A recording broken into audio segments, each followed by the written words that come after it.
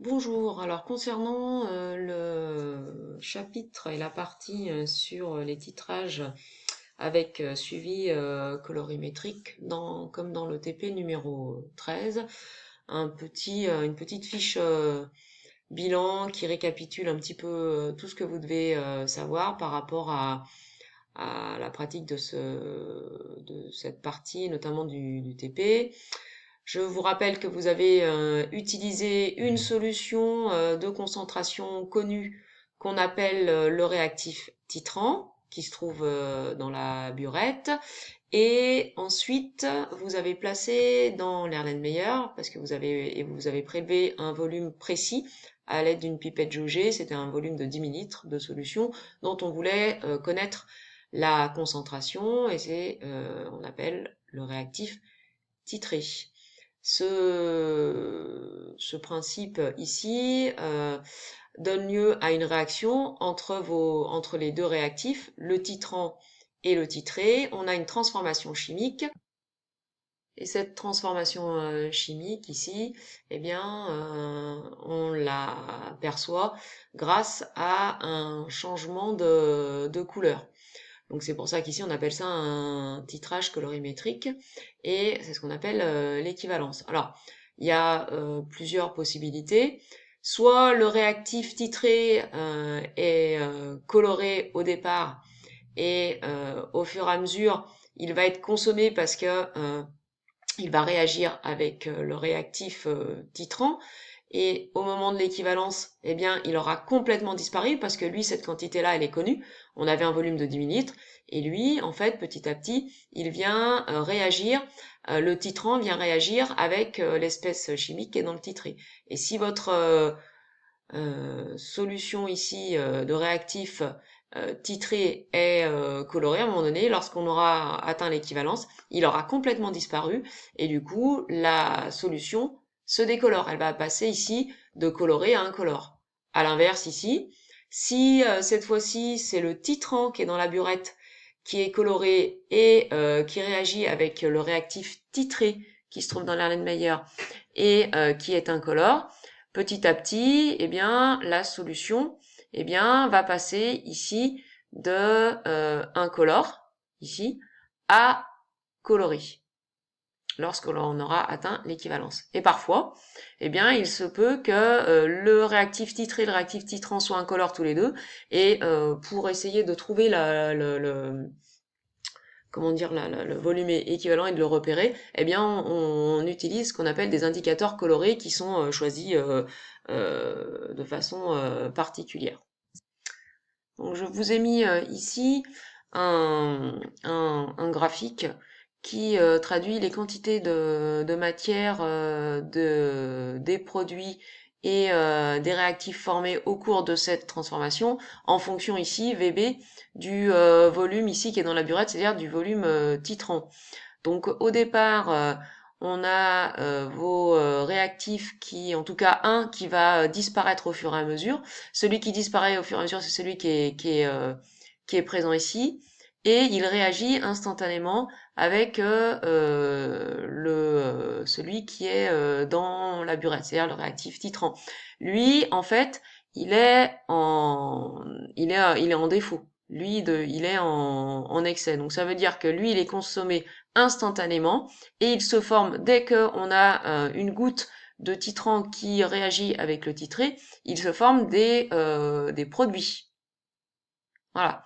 Donc du coup, pour déterminer tout ça, eh bien, on voit bien qu'ici les produits sont formés dès qu'on a vos deux réactifs ici. Donc là, il n'y a pas de problème. On sait qu'ici la courbe en vert correspond au produit de la réaction. Et après, pour savoir lequel des deux correspond ici au réactif titré et au réactif titrant, on sait que celui qui est titré ici, comme je vous le disais, il est en il est en quantité, on va dire qu'il est en excès. Donc ça veut dire qu'il n'est pas égal à zéro au départ. Donc ce qui veut dire qu'ici, on a bien là la quantité de matière du réactif titré, qui petit à petit va disparaître et diminuer, forcément parce que il va réagir avec le réactif titrant qui au départ n'est pas présent. C'est pour ça qu'on a une quantité de matière de réactif titrant qui est égale à 0. Et pourquoi en fait ici cette quantité de matière elle reste à 0? Ben, c'est tout simplement parce que dès qu'on a une goutte de titrant qui réagit avec avec la quantité qui est plus importante en titré ici, il est consommé instantanément. C'est-à-dire qu'en fait, il n'est pas présent. Il est tout de suite, il disparaît tout de suite et il se forme tout de suite en produit de la réaction. Et à un moment donné, lorsque on va arriver vers le volume équivalent, ça, dans le TP numéro 13, ça correspondait au moment où la solution partait de la couleur marron, et petit à petit, elle devenait jaune marron clair. Vous avez mis de l'emploi d'amidon, ça veut dire que il commençait à y avoir moins de diodes. Et là, on a un changement de couleur et on a le volume et on a l'équivalence à partir du moment où on a très exactement, on est en proportion stoichiométrique, les proportions en quantité de matière de titrant et de titré, pardon, qui deviennent équivalents. Et lorsque vous avez un changement de couleur, un changement de teinte, que votre solution devienne incolore ou colorée en fonction des réactifs que vous avez, eh bien ce changement de couleur théoriquement on arrête. Si on loupe ça, eh bien, à partir du moment où on continue à faire couler le titrant dans mon Erlenmeyer, c'est-à-dire que cette fois-ci c'est le titrant qui devient en excès par rapport à mon réactif. Et c'est pour ça qu'après, j'ai ma quantité de matière, de titrant, qui n'est plus nulle, mais au contraire, qui devient égale enfin, qui augmente.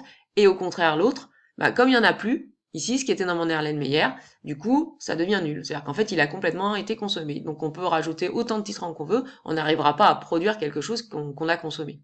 Voilà. Donc ici, vous retrouvez l'équation de départ avec vos deux réactifs et vos produits qui sont formés. Nous sommes en proportion stoichiométrique, donc ça pose pas de problème. Généralement, comme ce sont des solutions, vous avez un volume de départ ici que l'on connaît, qui se trouve être dans l'Erlenmeyer. Ça, c'est ce qu'on détermine, c'est ce qu'on cherche généralement, hein, la concentration. Et après, ce que vous avez dans la burette, vous avez donc le titrant avec la concentration qui est connue et là le volume équivalent ici que vous avez versé pour obtenir l'équivalence. Et à partir de là, ici, ça ce sont vos coefficients stoichiométriques qui proviennent de vos équations et après vous n'avez plus qu'à faire votre règle de 3. On a parlé un petit peu d'incertitude, mais on le fait toujours à la fin. Donc là, c'est très important. C'est pour ça que je vous avais demandé de bien le faire pour le TP numéro 13. Et ici, au niveau des imprécisions, eh bien, pourquoi est-ce que vous n'avez pas obtenu tous les mêmes volumes équivalents et de ce fait tous obtenu les mêmes concentrations en masse? Tout simplement parce que pour la verrerie que vous avez utilisée, pour chaque verrerie, que ce soit pour la burette, vous avez une incertitude qui est de plus ou moins 0,5 millilitres. Donc, je vous ai mis ici, par exemple, si vous avez trouvé un volume équivalent de 15,4, eh bien vous savez que le volume avec la précision étant de 0,5, eh bien ce volume-là est entouré de moins 0,05 et de plus 0,05. Pareil pour la pipette jaugée, quand vous avez mis un volume précis dans l'Erlenmeyer, vous aviez placé 10 millilitres. Les pipettes jaugées ont une incertitude de plus ou moins 0,2 millilitres, c'est ce qui est marqué sur chaque verrerie. Hein. Et à partir de là, forcément, puisque vous avez une incertitude, ces incertitudes en fait se cumulent et c'est pour ça que vous n'avez pas les mêmes volumes équivalents. Et puis les solutions que vous avez utilisées, eh bien, il peut y avoir également des incertitudes sur les étiquettes concernant les étiquettes données par le fabricant. Voilà. Et à partir de là, ici, quand on essaye de de faire une étude statistique sur le volume équivalent ou sur une quantité de matière ou une concentration en masse, eh bien généralement, eh bien on utilise la moyenne des mesures que vous avez faites et à partir de là, on utilise également l'incertitude type comme ce que je vous ai demandé de faire. Voilà.